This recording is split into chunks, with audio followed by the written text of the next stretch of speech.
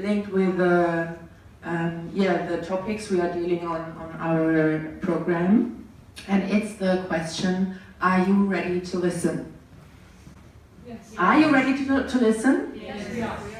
Okay, so I share this soapbox topic with you because some years ago I would have nodded too and would have said, yes, of course, I mean, I'm a teacher.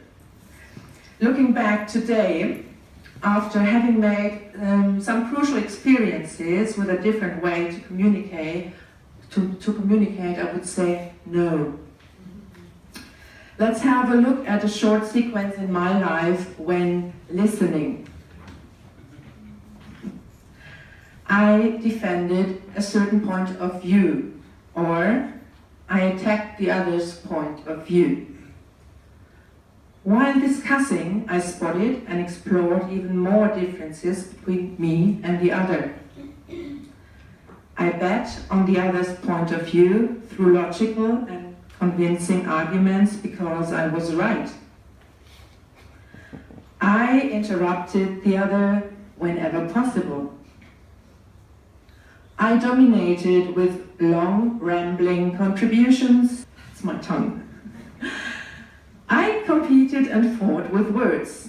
So to cut it short, I tended to behave disrespectful and sometimes even violent in my communication, especially when no rules were settled and agreed upon before. As a result, I felt disconnected with others and with myself. And you can imagine, that's far from listening. Are you still listening? Yes. Okay. So, along my way of exploring the crucial experience, which was the dialogue, I came across some people. Socrates, Platon, Erasmus of Rotterdam, Ulrich von Hutten. I did never met them, but I read about them. The physician David Bohm and the philosopher Krishnamurti, William Isaac, Peter Senshi, Carl Rogers, Martin Buber, and so on, all dealing in their own way with the dialogue as a means of communication. And one day, I found myself sitting in a circle like this. And I experienced dialoguing in a circle. Should I go on? No, just leave it. Just give me a Yeah. silence. Since then, I really fell in love with this kind of communication. Okay, I'm a slow talker.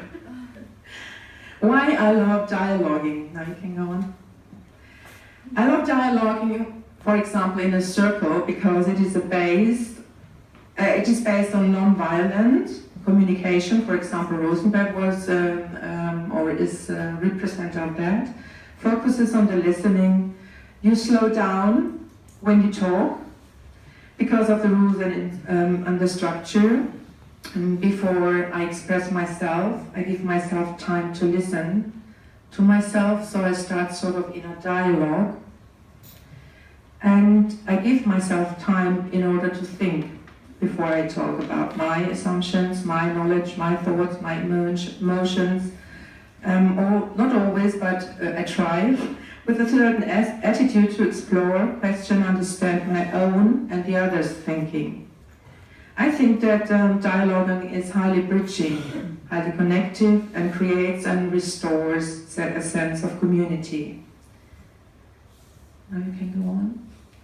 I cut it short, so this is a way I try to explain it to others. Just the next one, because now I have to hurry up. That's my fault. Yeah, and how it works. There's some structure and guidelines that are quite easy to settle even in a classroom or in a staff room. That would be interesting. So people sit together in a circle. They raise an issue, and usually you have a facilitator at the beginning because you have to learn how to listen. And in the middle you have a talking object. It mustn't be a stick, it can be anything, you know. And because you pick it up, and in the middle, when you start talking, also you stand up and you go to the middle and you start talking, and you put it back in the middle when you have finished. This takes a little bit of time, so everybody can think and prepare himself or herself to the listening of the person's statement. Yeah, and the rules, you can read them along. And finally, I would like to share, next to my experience, 2 books that I think are very nice to read and very, for me, they were very important. So it's the next slide. And I can really recommend them because you can also use them either for the classroom or even if you work in organization with adults. Yeah. Final sentences. I think you have the right to speak, but you also have the right to listen to yourself, to others. Ask yourself, are you ready? Thanks for listening.